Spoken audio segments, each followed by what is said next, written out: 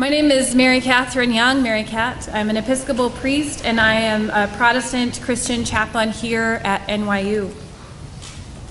In my faith tradition, I was taught to pray what's called the Lord's Prayer, and there's a sentence that says, "Save us from the time of trial and deliver us from evil." This is a time of trial. This is a time of pain and suffering and undeserved grief.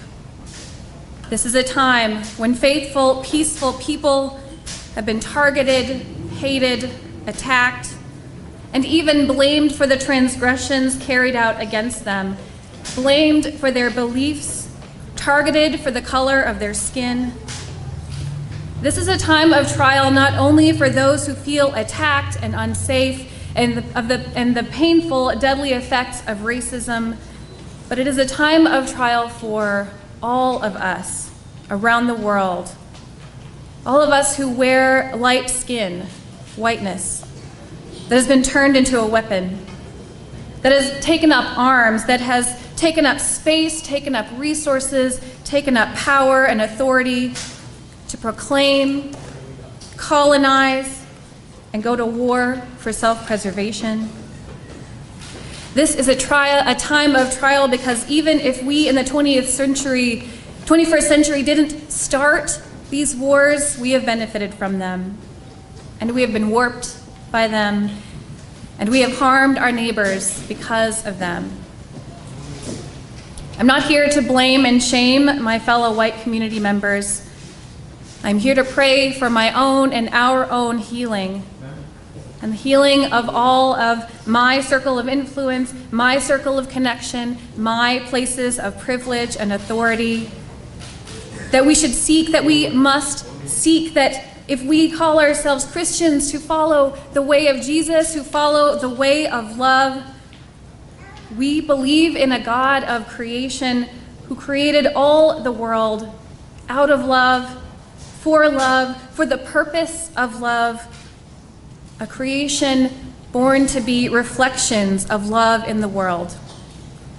And yet we have seen our own capacity to stray so far from that love, to create our own time of trial when we wander into sin.